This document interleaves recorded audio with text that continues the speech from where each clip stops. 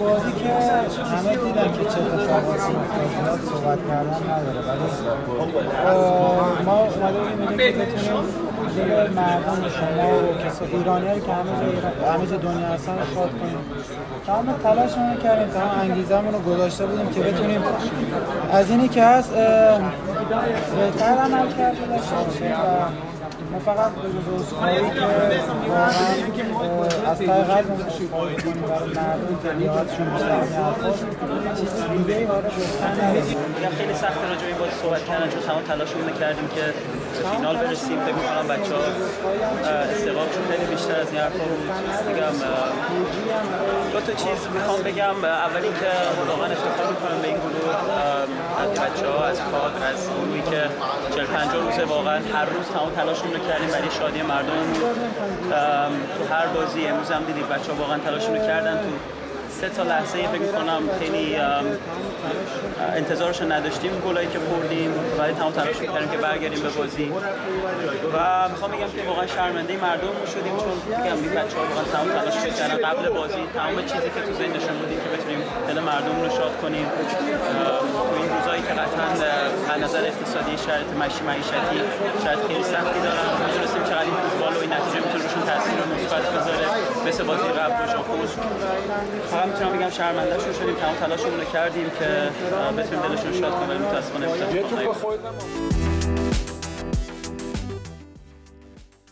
Welcome to another episode of Gol Bazan. My name's Sina. I'm joined by Erfan and Daniel off the back of the 3-2 loss against Qatar. I didn't know how to start this podcast, so it's just like, I think what I want to say firstly is that we flew out here. We came officially as media, but we're not technically media. We're just fans. We're fans like you, listening, and this result was extremely hard to take. If you listen to the previous podcast, I was very confident. I think I was more confident than you both, but I think a lot of people expected us to go into this game with a different mindset, I don't know. We'll talk about it in a second, but I think the main thing I want to say is that this episode is going to be very, very raw because we're recording the morning after the result. We were in the stadium, and so yeah, it was a very tough one to take. Do you guys want to say anything before we kick off? Yeah, like you said, it's very hard to take in. You know, disappointed, especially after that performance against Japan. I expected a lot more from the players, and it was not what I expected. So not really much to say beside that. Yeah, big disappointment for everyone. We knew that it wouldn't. I mean, with some of Iranian people thought it would be an easy game, some not, but we were quite confident about it. And it's after winning against Japan, Asian best team, we expected a much better result against Qatar.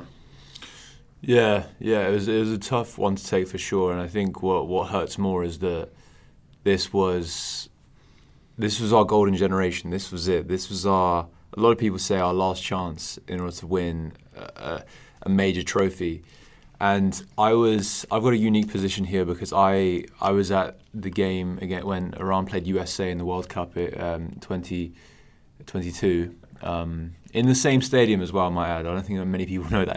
It was the exact same stadium as the game yesterday. And this hurts far more. This hurts far, far more than the game against USA. I personally was massively upset. I know a lot of people were. If you don't mind me mentioning Daniel we were talking with a couple of the players afterwards in the media section, and I think Daniel just like basically broke down his tears. I don't know what else to say. I know a lot of you guys are also hurting as well, like us, but we'll try our best to stay as professional as possible and bring you guys, top level analysis. But yeah, it's not an easy one to take for sure. So let's kick off with the episode. So going into it, we had the lineup. So it was a fairly different lineup to what we potentially expected. I know our formation against Japan was 4-2-3-1 with Ebrahimi and Ezatolai as two holding midfielders.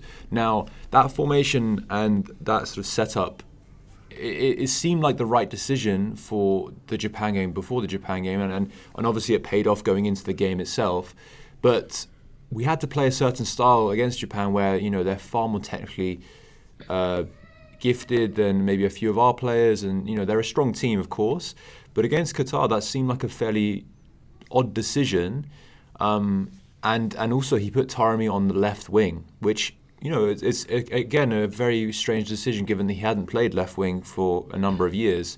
So I guess what was your thoughts on the lineup, Erfan? Well, it was surprising to say the least. I mean, I knew that Taremi was going to be back in the lineup. I think everyone expected that. But to drop Mohebbi after that performance, you know, it was a bit surprising to me. And also Omid Ebrahimi, I know he put a good shift against Japan, and he was better than a lot of people expected. But with that age, with the age that he has, I don't think that he should be starting or playing these many games, especially at this stage of the competition. With all respect to him, I know he retired from the national team now. But as well as Milad, I think that Milad should have maybe started over Ehsan Harsefi.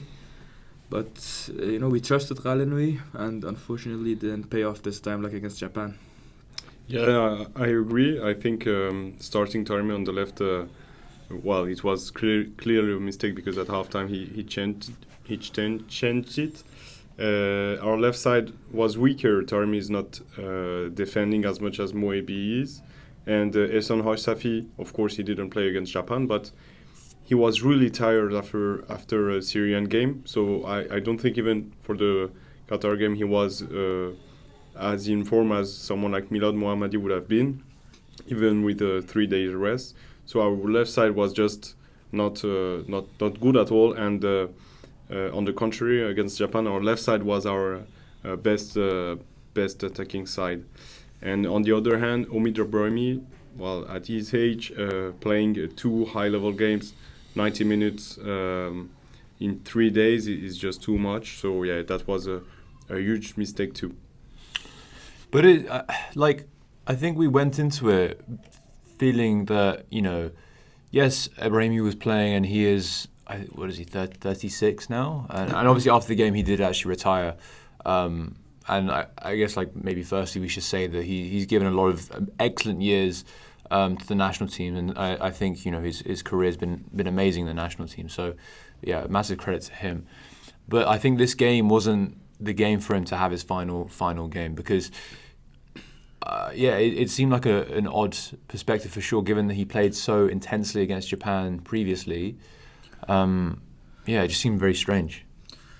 Yeah, like I mentioned, you know, with his age and, you know, with how tired he seemed at the end of the game against Japan, he should not have been starting this game. Omid is an excellent player.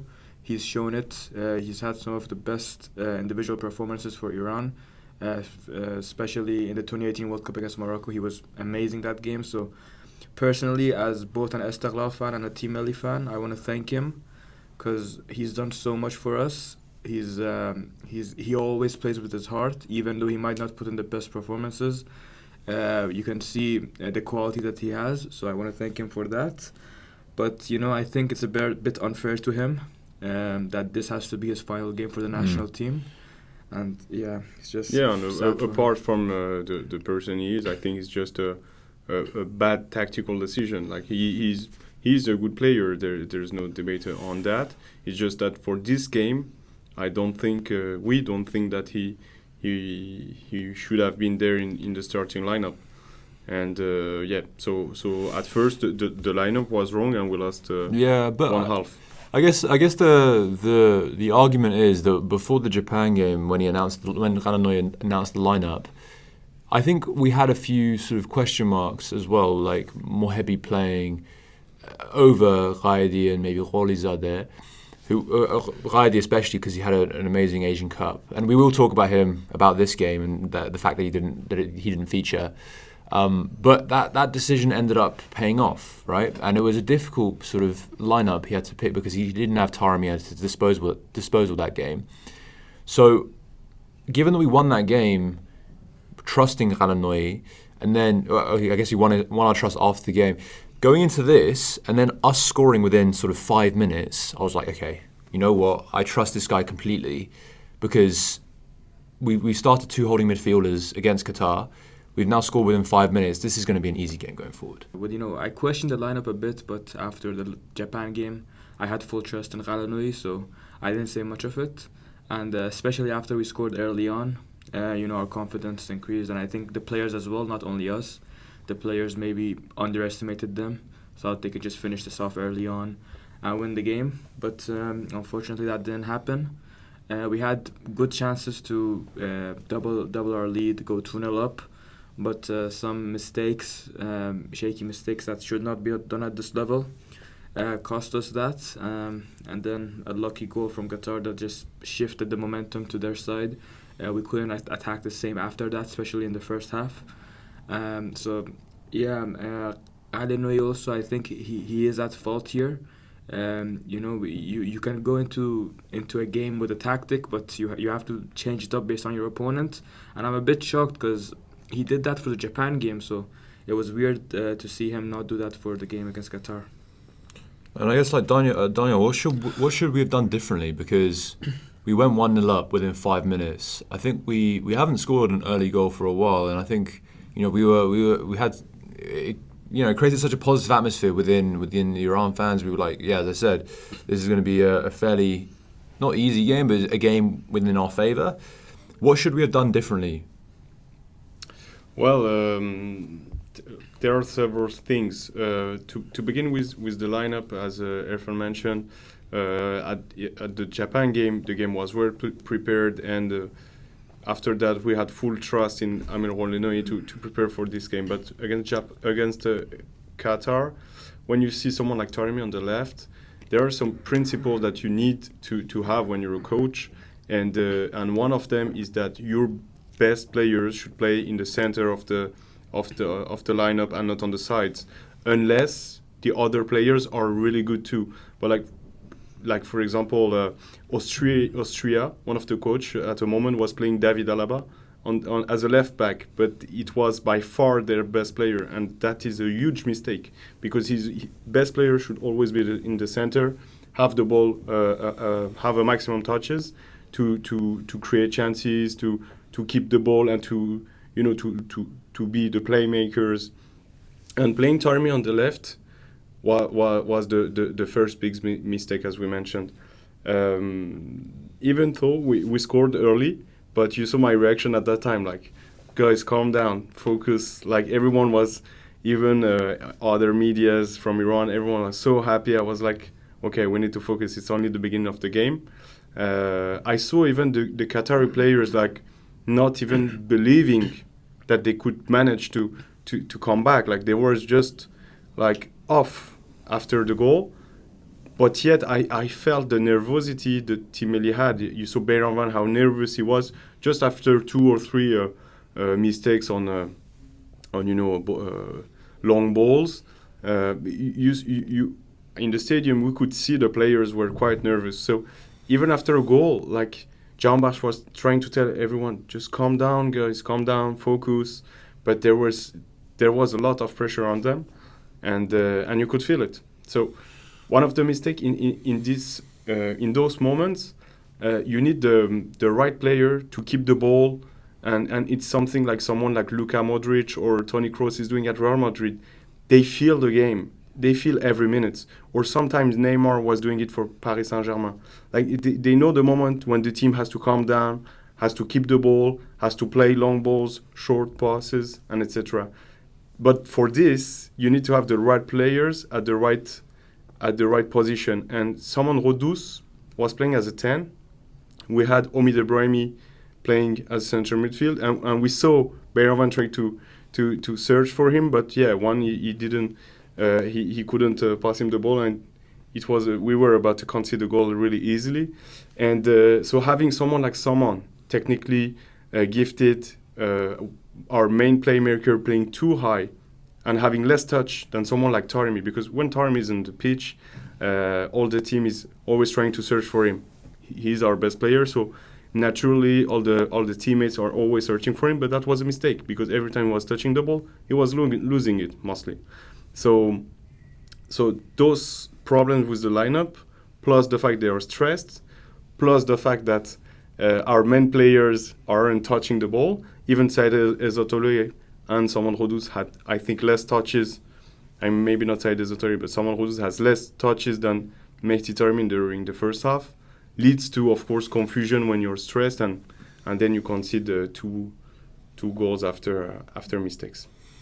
Well, I mean, I know that this episode may not be as structured as like usual ones, but I think we'll talk about it. But like Taremi, for me, had a really, really bad game. For me, actually, he had a fairly poor Asian Cup as a whole. And I know a lot of people after the Japan game were saying, do we even need him to play within the Qatar game, given that we played so well against Japan? I think, as well, going back to your earlier point, I'll ask about Taremi in a second, but going back to your earlier point, again, it's the mental side of the game that we fell short on, because you can't go 1-0 up and then also go on to concede 3 goals. It makes no sense. And then anyone saying, blaming other things and stuff like that. We lost this game, and we also conceded a goal against Japan in one-off moments. Like the goal that we conceded against Japan was a mistake. They didn't really have much going for them, but we conceded. Now, I guess the difference in this game with Qatar is that there was just we were more unlucky. We made their luck essentially. We made more mistakes. We weren't in the game mentally. They wanted it more than we did. Ironically, the way that we won against Japan was the way that Qatar won against us. Like they just wanted it more. They played with heart. So that's the annoying thing. But back to the Taremi question. I guess yes. Part of it is the fact that he played on the left and potentially not in the middle. He hasn't played on the left for a number of years.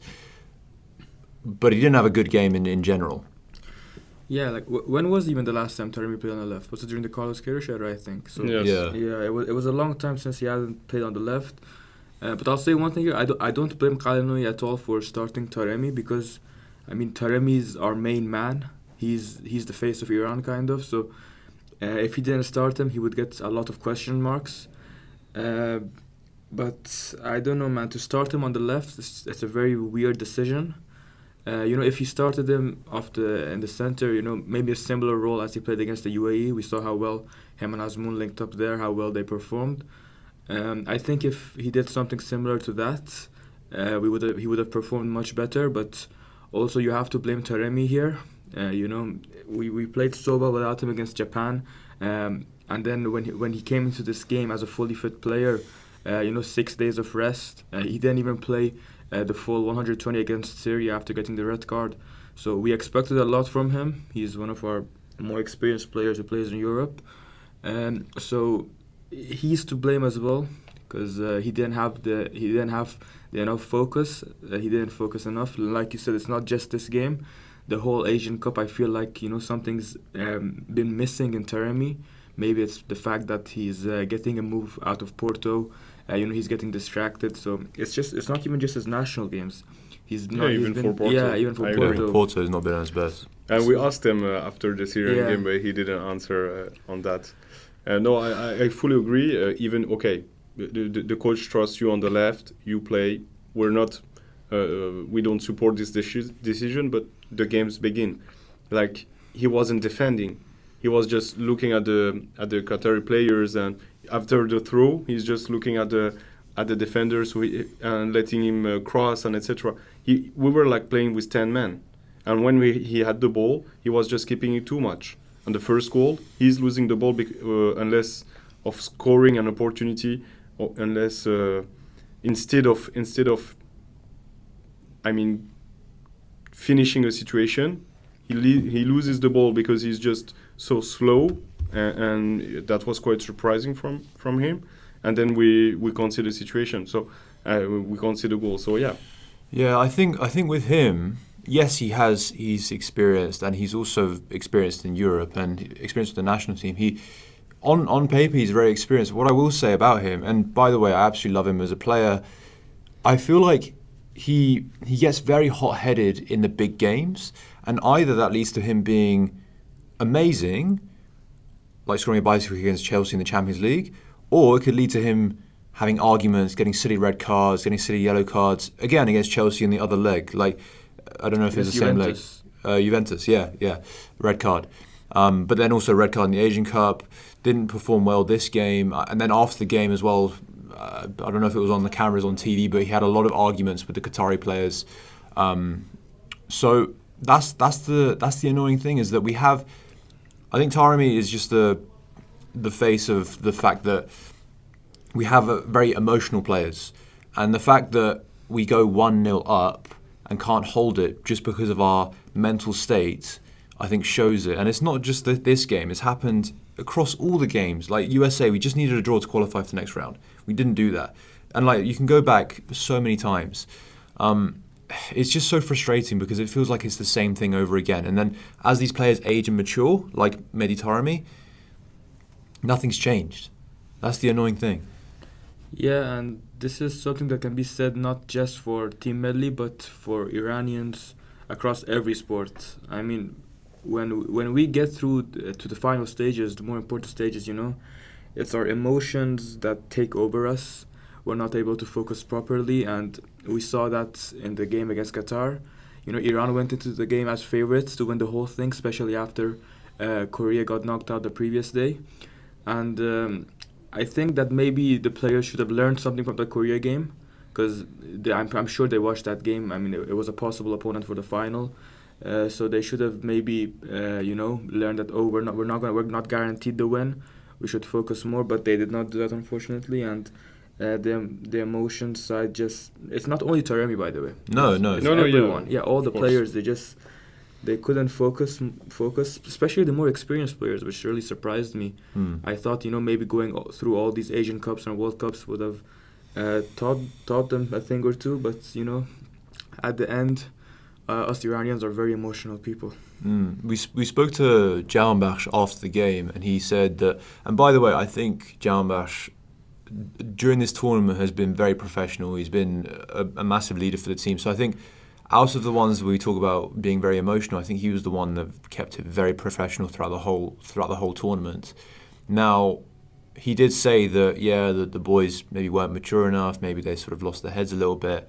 Now, I don't know what you can do in this circumstance, because you send them to Europe, they gain experience, they go to different international tournaments, they go to World Cups, but they still have this problem. Like, I don't know what the antidote is here, because we can't just keep having this cycle, because this isn't the first time.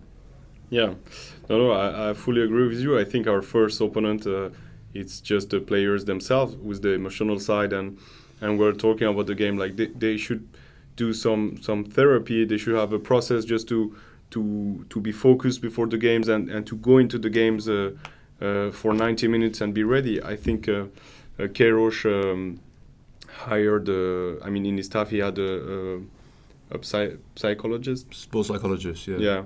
So, and that could be a solution, like to have some sort of therapist like helping do a sort of a process before the games to just go on the games and be ready.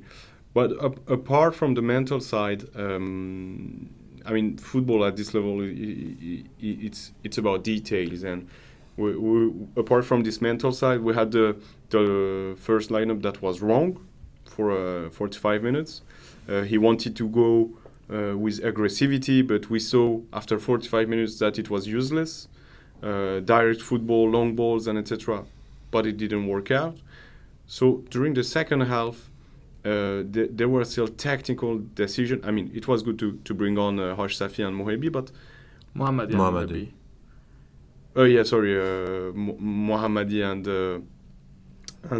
Mohebi on the left side, and actually Mohammadi, playing really easily, not taking a risk, brought us the penalty, with putting the ball back in the box. But then after a moment, when you have on the bench players like Royedi, Rolizadeh, like you should give them some minutes. We needed to keep the ball, to have creators, players that are dangerous, and not only count on headers and long balls and play in the air. Sometimes you have to keep the ball on the ground, and that helps you keep the ball. And they're kind of players that are very interesting, and it's technically very difficult to understand how players like Royedi and Gholizadeh. Royedi was having a great tournament. Gholizadeh, every time he came on, he was great. They didn't play a single minute during the last 2 games. Well, let's talk about that in a second, because I want to focus on the Qatar goals. So they scored the first goal, which is again, like it's just one of these moments. So I think they shot, it bounced off Ezzatullah's foot. Was it Ezzatullah's foot? Yeah, it was. And then he just sort of looped over Bayram. Like, it's just a stupid goal to concede. I don't understand. Firstly, he shouldn't have had the space to shoot. So I guess, like, it's annoying because we have 2 holding midfielders, but the player still has time to shoot sort of on the edge of the box. It doesn't make sense. And then for it to loop over Bayram, I don't know, like, who's to, like, what? How could that goal have been stopped? Well, this goes back to Akram Afif again. On the right, he was just playing and toying with everyone. And I think that maybe we should have focused more on him. I'm sure that the team analyzed the Qatari players. They know who their dangerous man is. So I don't know why they didn't focus as they should have on Akram Afif. Have 1 or 2 players on him, try to get the ball. But, when he was on that right-hand side, he had a lot of space. And then that pass back to the other Qatari player. And it was a really good chance for him to shoot. And a lot of people say it's a lucky goal. It is a lucky goal, but we gave them that luck. That's what I'm saying. Yeah, we gave them that luck. We gave them that space, which we shouldn't have done. Ezzatullah is not at fault at all here. He was just trying to stop the goal. Maybe I'm not sure where Omid was exactly, but wherever he was as the other holding midfielder, maybe you should try and put some more pressure on him. I might be wrong here. I'm not sure where he was exactly during that goal. And Bayram, I feel like he could have done better there. I don't know why. He tried to go and save the ball, but he kind of stopped. I thought maybe he thought the ball was going out or something. But it was a very unlucky and hard goal to concede. Yeah, and I would even go back to Taremi's mistake. First, in this situation, Taremi has a goal-scoring opportunity, and he's wasting it. And then we have a counter-attack. It was obvious that Qatar prepared the game much better than us. They analyzed every weakness we had, and all their counter-attacks were really bad for our defense. And then, as you said, we had all the players in the box and someone just outside the box free to have a great shot. So yeah, it's like they were all messed up. Like one wasted opportunity in front, and then everyone was in panic. And then a goal-scoring opportunity for them. I think in terms of the Qatar side, like their tactics were spot on. I can't fault them because they knew to, sort of technically they weren't as good as us apart from maybe Afif, but Afif, sorry, but they played on the counter-attack. Like whenever we played in front and we would lose the ball or make a mistake, they were quick to come down the wings and get a shot off or play a forward pass. That was well prepared by them. Yeah, like if you look at the stats, we had far more passes than they did. Yeah, and I want to mention something. Ghalenoei, I think he mentioned in one of his press conferences. Some of the games, it's more of the players' games. Like it's less tactical, and more the players have to play. Now, obviously, every football game is tactical, but in a game like this, I think this is where big players, like for example Akram Afif, completely just change the game for them. So but here are the tactics. Like when you prepare the game well, you know that Akram Afif is very quick. When we met Javanbakhsh after the game, he told us Akram Afif has one right foot, so you just have to defend in a way that he can't use his right foot, and that's all. He can't do anything with his left foot. So when you prepare the game, you have everything to do the right tactics. And right here, of course, it's not only about tactics, but we can see that the game wasn't well prepared, and tactically there were mistakes. And at this level, it's already too much. Like you go in the game with handicap, and that's not something to. I mean, in a semi-final in the Asian Cup, it's just something that you can't do. And I want to mention too that even if the goal was lucky, there was a handball of Shoja in the box, so it would have been a goal anyway. And again, the players were so panicked. Like we scored, Qatar didn't even believe in their chances, but we were so Like the breaker were so stressed. So yeah. And then Afif scored the second goal, which was a wonderful strike, and he managed to run into the box basically by himself and get onto his right foot and strike into sort of the far right corner. And I think, like, I know a lot of people are focusing on Afif, but I don't understand how we didn't nullify just a single player that isn't at the same quality as the players we played previously that we've pretty much nullified. So I'm talking about Cristiano Ronaldo in the 2018 World Cup. I'm talking about Messi in the previous. I know he scored the final minute goal with individual brilliance, but we did maintain them for a long period of time. And you're telling me that someone that plays in the Middle Eastern leagues is able to sort of just an individual player. Bear in mind, Messi had far more players around him. Ronaldo had far more players around him. It doesn't make sense to me. I don't see that as an excuse. Yeah, and not even just Ronaldo and Messi. We had Mitoma, Minamino, the exact same players in the last game. Yeah. So not focusing on Akram Afif, it was the biggest mistake that we could make. And when he scored that second goal, he just got past 4 players, and the players were ignoring him like it was nothing. I think it was Kanani, Shoja, Ramin. I'm not sure if the last player, but they were all with him, and he just easily shot the ball. And it was a brilliant strike, don't get me wrong, but we allowed that strike. We didn't put any pressure on him. Maybe it was the fact that our previous opponents didn't shoot much, so we didn't expect that shot. But yeah, Akram Afif, he's a player that shoots from different positions. He keeps on switching from left to right. He is a brilliant player. So yeah, so we can't just say, oh, he's a player who plays in the Middle East. He's probably not that good as some of the Japanese players. And yeah, he proved them wrong. And then we go into half-time, 2-1 down. As you said, Daniel, he brings on Mohebi and Mohammadi. I think something, again, you might not have seen on TV. Mohammadi was warming up before the first whistle was blown. He was warming up just by himself. As they were sort of, all the lights were going on and stuff before the game started, he was warming up. So I think he was already ready to come on. And then Mohebi obviously came on as well. We talked about the fact that potentially Ghaidi, Gholizadeh should potentially come on instead.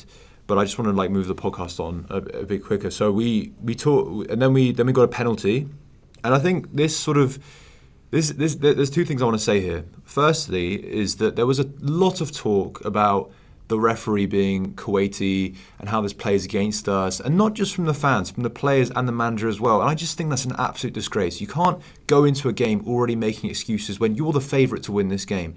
And the second point I want to make is that I think he wasn't fantastic, but he let the game go on both sides. So he didn't favour one team, and that penalty that he gave us, that was a questionable penalty. But we obviously took it, but it was a questionable penalty. We got lucky. His arms were here. Yes, he turned. He blocked the ball. But I've seen them not given. I've seen them given. And the fact that he gave it to us, I don't think that the referee should ever be using an excuse before going into a game. But I want to basically put that whole point to bed. It was not the penalty. It was not the referee's fault at all. It was completely on us that we lost this game. Yeah, I agree with you. I watch the Middle Eastern leagues a lot. I watch Asian domestic football a lot. And he's definitely not the best of referees. He's had a lot of controversial decisions made in the past. But and even at the beginning of the game, I told you guys, I said, he's not a good referee at all. So I'm shocked why they gave him such a big match. But no, he had a fairly decent game. He wasn't one-sided. His big decisions were all correct. The penalty was correct. The red card, a bit more questionable, but I think it's also fair. So we can't blame the referee at all. And just coming into the game and the pre-match press conference to already put pressure on the referee, I don't know about that. It's very common in the Iranian league. I've seen it a lot. The managers and players always do it.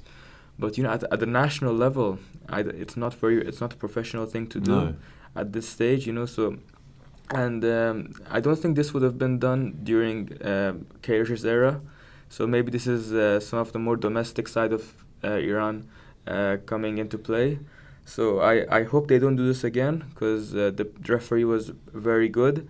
And I'm sure the players don't blame the referee as well, but even just putting the pressure on the referee before the game is a very bad mistake. He did get a few, like, at the beginning, I think Javanbakhsh went up to him and was like, there's a foul here, foul here. He wasn't giving a lot of fouls that potentially were fouls, but he wasn't doing that on the Qatar side as well. So it wasn't just us that he was, like, ignoring potential fouls. He's one of these very lenient referees that lets things go, which, to be fair, sometimes I do respect. But I just wanted to sort of put that point to bed because it's stupid. I want to make a point on that. When you see the referee isn't giving a lot of fouls, you have to play more aggressively. Yeah. And Qatar did it. But Qatar, okay, it's an experienced squad, but not as much as ours. Like, our squad was the most experienced squad in this Asian Cup. And no player took this opportunity, having a referee that let the games always play. I mean, he doesn't whistle for every foul. Let it play. You just have to be more aggressive, and we didn't. During the first half, we were trying to control too much, but always on the second balls, Qatari coming and fouling, and the referee wasn't whistling. And how many fouls did we do during the game in the middle to prevent any counterattacks or just tactical fouls? How many? But how many did Qatar do? So they understood that really quickly, and they played with this, but we didn't, and that's really disappointing from a side like Iran. Like, you should have this level of experience. You should not let Afif have situations around your box when you can prevent this with doing a tactical foul at the middle of the pitch. It's just really difficult to understand how they didn't even think about it. I actually think, I'm going to say something maybe a bit controversial, I think this referee was perfect for this game because Qatar were only threatening on the counter-attack. Now, the way that you stop counter-attacks is through tactical fouls. Now, if he's not booking you, or even potentially giving the foul with a tactical, with the pulling the shirt, then you have the ball, you've won possession back, and you've broken down their momentum with the counter-attack. I think this guy was absolutely perfect for this game. I think the script was written for us to win. But for some reason, we let this mental block say, oh yeah, this guy's rubbish, he's Kuwaiti, so he might have some sort of bias against Qatar, like with Qatar. It makes no sense. It's so dumb. And instead of analyzing that, and I will go back to the start of the second half, in the first half we were always trying to control difficult balls, and then they were fouling us. Referee wasn't whistling, so they were just getting the ball back. And we saw so many times Omid Ebrahimi trying to control difficult balls, or sometimes we were defending a tackle, you just have to clear the ball. We weren't clearing it. And then, second half, Mohammadi comes on, and he was trying to play it easily. Like, the ball comes, he put it back in the box, and then he brought us the penalty. So he was just doing simple things. He knows what he can do and what he can't. And we just needed our players to do that during this first half, but they couldn't manage to do it. Yeah, so Javanbakhsh stepped up to take the penalty. As I said before, I think his tournament's been very professional. And the fact that he converted a high-pressure penalty against Japan and also a high-pressure penalty against Qatar this game, I think it talks volumes about him. And then with the 2-2, the momentum did firmly shift to the Iran side for about maybe 20, 30 minutes. We got a lot of chances. We had 12 corners. I think they only had 2 corners throughout the whole game. So the momentum was pretty firmly with us. We had a lot of half chances, not really clear-cut chances. They had chances too, don't get me wrong, but we had the majority of the chances here. But we didn't convert them or put them away. So I think, again, maybe comes back to... But we should have put this game to bed a lot earlier than I think minute 70 or whatever it was. What are your thoughts there? Well, first of all, I want to mention that after the second half, it was all Iran, to be honest. We had so many chances, and it was a bit unlucky as well, I'll be honest. If we had a bit more luck, I think we would have scored at least 1 or 2 more goals. But it was also the mental part. And Qatar didn't have any chances in the second half, any proper chances, except that one Al-Muez Ali goal which they scored late on, and some counter-attacks later on in the game when we were putting a lot of pressure. So it's not like we didn't have the chances, but like you mentioned, the emotional part and the mental part just got the better of us, and we weren't able to put away those chances. And this is a part where I think players like more technical players like Ghalenoei and Qaidi, who performed really good in the previous games, which I'm really surprised how neither of them played against Japan or against Qatar. So I don't know what to think of that, but yeah, we could have done so much better. Yeah, I think they were pretty sketchy from set pieces. And I think a lot of these corners that we were putting in, that Saman was putting in, and I think on the other side, was it against Saman putting them in? Hojsafi in the Hojsafi. first half, and then I think it was Ramin? Ramin Okay, or maybe. sometimes. Yeah. Ramin. Well, either way, I think the set pieces worked in our favour. We were sort of knocking on the door. Excuse me. But yeah, it didn't come for us, unfortunately. And then through again a counter attack, and then them having a shot from, what was it, like 35 like 30 yards, whatever, ricochets off one of our players and then goes straight into the feet of one of their players. Like, it's very unlucky, but again, we made their luck for them. It wasn't like they were purely lucky, because I think it was a clearance first, comes off, I can't remember who it was, but then they get the ball, ricochets off one of our players, and then he goes Ali is just there. Then he goes straight into his feet. And the fact that he's only like marginally onside, Ramin wasn't fully in line with the centre backs. Oh yeah. What can you do? Yes. It's fair to say that Qatar defended very well in this game. They somehow knew that we will play only long balls, and they had 5 defenders, so it wasn't really hard for them to defend and prevent us to scoring from those situations. But we didn't have clear chances like we had against Japan. Like against Japan, Half chances. Yeah, it was half chances against Qatar. Against Japan, we had clear goal from Azmoun, header from Mohebi. We had really clear chances, but in this game, only one, the Kanani situation when but apart from this one, and there was a part as well where Taremi had a clear strike on goal. So yeah, in the first Taremi half had, before we get the foul. Taremi had a few situations, but they weren't converted into goal scoring opportunities, and it was quite disappointing. But it's fair to say that Qatar defended very well, and during the game, when you see that long balls, direct play doesn't work, why don't you bring on someone like Royedi or Alireza? And like on Taremi, very quickly, there was a lot of moments where he was sort of either cutting in or he picked up the ball, where he sort of just held on to it for a bit too long. I feel like he was maybe trying to prove a point, or maybe trying to carry the team on his own, when you don't need to carry the team on your own. You have enough quality players around you to bring other players involved. And the thing is, he doesn't do this for Porto, as in he does sometimes, but not as much as he did in this game. So I don't know if he doesn't trust his own players, or he was trying to prove a point, given that he got a red card the game before against Syria, and he didn't play against Japan. I don't know, but yeah, I think I expected a lot more from him. But I mean, what can we do? And then they obviously scored the third goal in the maybe I think 85th minute or so. 82nd, I think it was. Yeah. Now again, after we conceded, we were still knocking at the door. And again, another point in the referee, he added on 13 minutes. 90 plus 13. Like, how many times do you see 13 minutes being added on for extra time? It's like, come on, that plays into our favour so much. Even after the 13 minutes, he went out to like the 16th, 17th minute of time. Yeah, we had the time to come back. Yeah, it's not like we didn't have the time. We just didn't have the belief and the heart to outplay them. And we had the worst substitution ever. We had the chances as well. Like, those chances towards the end were just heartbreaking. Like, when Jahanbakhsh hit the left post, it was like just God isn't on our side. Yeah. And even there was another chance at the end. I think it deflected off a Qatari defender, and the goalkeeper just barely was able to get a touch on it, and it went out for a corner. And at that moment, I realized it's just not meant to be for us, to be honest. Yeah. But apart from that, there is what you can do and what is not in your in your power to do. And the substitutions, bringing on Moranlou and Assadi, was a huge mistake in my opinion. We already had on the pitch Azmoun, that is his very physical and good with his header, Mohebi.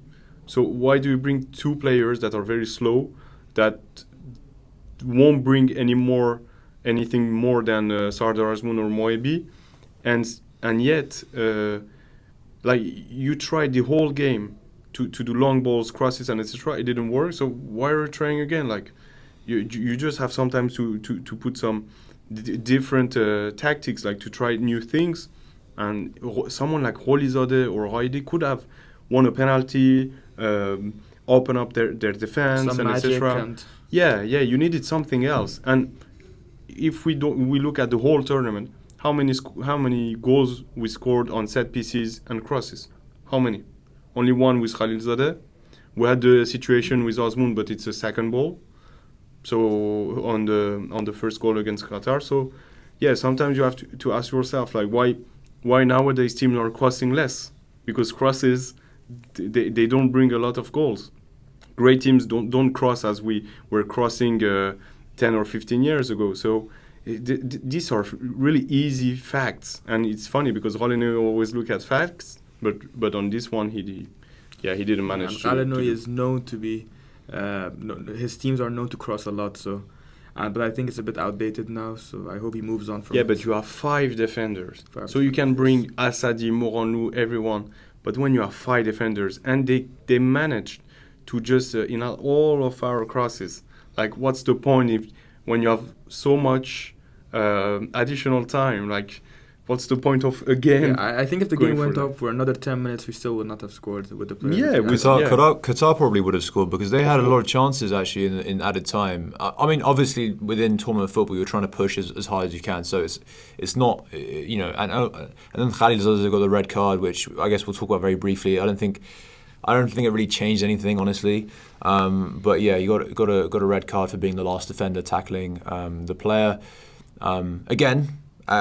A thief, right? So it's a player that sort of caused us a lot of havoc this game. And as you mentioned, Erfan Jahanbakhsh hit the post in the dying sort of minutes of the game. And if it was a centimetre to the right, I think it would have gone off the post and in, because it was so close to going in. I think I literally fell down in my seat. I was like, this is finished, unfortunately. But yeah, that was the end of the game. A lot of people were in tears, including us. It was a very difficult game to take. A lot of hopes and dreams from us, the whole of the country, were on these players, and sadly, it didn't happen. Now, I want to talk about a few points that people have raised about what potentially went wrong. And I think, we've talked about the referee, we've talked about the lineup. One other question that, again, I want to talk about because I think it's important is, did Ghalenoei call up the wrong players in the first place? Because I know people have talked about this on Twitter, so I want to talk about it. In my opinion, it makes zero difference. Yes, he could have potentially brought on some young players, but I think he called up the best players at his disposal, given who was available and didn't have injury. So I know people are going to talk about Al-Ayyar potentially, but he was injured, wasn't playing much for Hull, so I think that was a good decision personally. But other sort of Hasbavi and a few other younger players, I genuinely believe that, yes, they would have been called up. It would have been good experience for them, but they would not have made a difference in this game. I know people might disagree with me, but that's my opinion. I completely agree with you there. I think that to blame this defeat on the players called up is just complete nonsense. None of the players that were left out in the squad could have made a difference. And the Nourlai situation is a bit different. That was Nourlai's fault. Disrespecting the manager is not something to do, so you can't blame Ghalenoei there. So I think that Ghalenoei called up the best players that he had available, and it just doesn't make sense to blame it on the squad selection. Well, yeah, I mean, our top 11 was there. A top available 11 was in the squad. Maybe just 2 or 3 players we could change them. For example, Hasbavi. Well, we saw that in central defense when Majid Hosseini got injured, when Kanyouni got a red card. Well, we had to play Cheshmi there. Yeah. Maybe someone like Hasbavi could have helped. In front, having Assadi, with all due respect, I don't think he's just at the right level to be there. So yeah, instead someone like Al-Ayyar or even someone like not a striker, someone like Hoseiny Jad and etc. would have been interesting. But I think this is maybe, if we have to give a percentage of the reason it didn't help us, I think maybe it's 1 or 2%. It's not exactly. It's meaningless. Exactly. But and even if Amir Ghalenoei had a different squad at his disposal, he didn't play Roedi the last 2 games. He didn't play Rolizadeh, and we forgot to mention Ansari Fard. You want to bring on a striker? Why do you bring on Assadi or Moranlou when you have Ansari Fard? He did really great when he was on there against Syria, and even he played during the group stages and he scored. Mm-hmm. And he's someone so experienced. He's a leader of this team, one of the leaders, and he's good with his feet technically, good in the air. He could be, create some chances for the others. He's just not a striker. He can play on several positions. Like, he would have been so much clever and useful than Moranlou and Assadi. So, yeah, but when you see that Ghalenoei, he had some principles before, but for this game he just I don't know, mixed everything. Maybe he got emotional as well. Yeah, he huge tactical mistakes. I mean, I really, for me, of course, our first opponent is our mental, but I really see huge tactical mistakes on this one. I want to wrap up the podcast because we're pretty short on time, but I want to ask the question: what's next for this team? This was, as I said at the beginning, this was our golden generation. This was the moment for us to win this game. It was scripted in a few different ways. Like the preview for the final would have been our episode number 200 as well. So I think but whatever, it wasn't meant to be. But what's next for this group of players?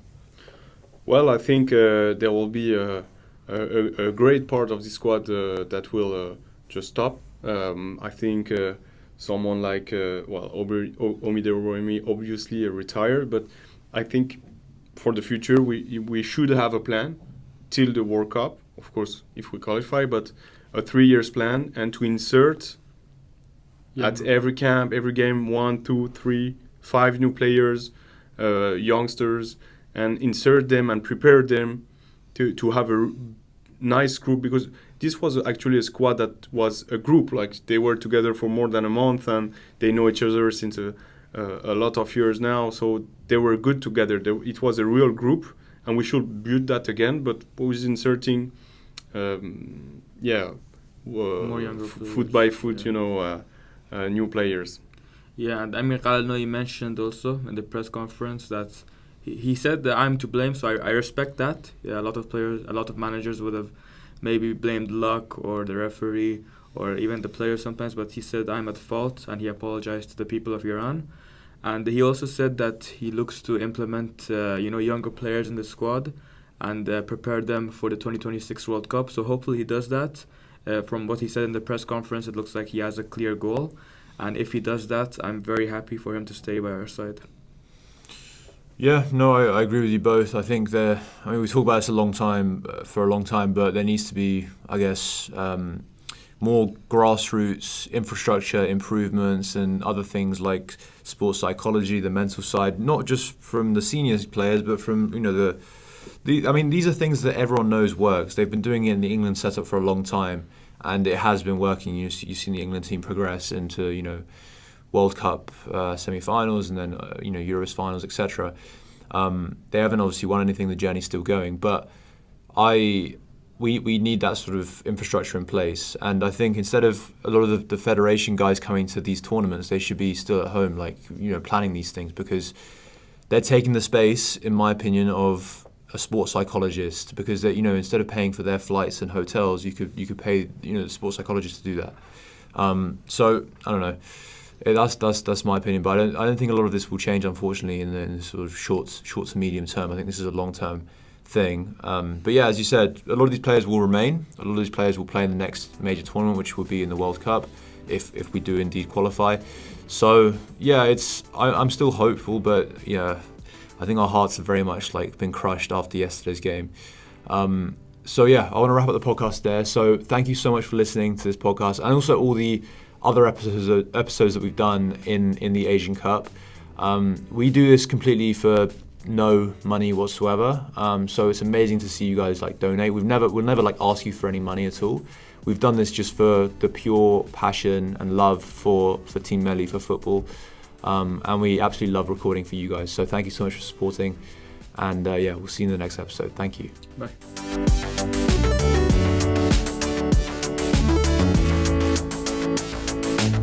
Hey, Hey, this is Arash Markazi from ESPN, and you're listening to Golbezan, your one-stop shop for all your Iranian soccer news.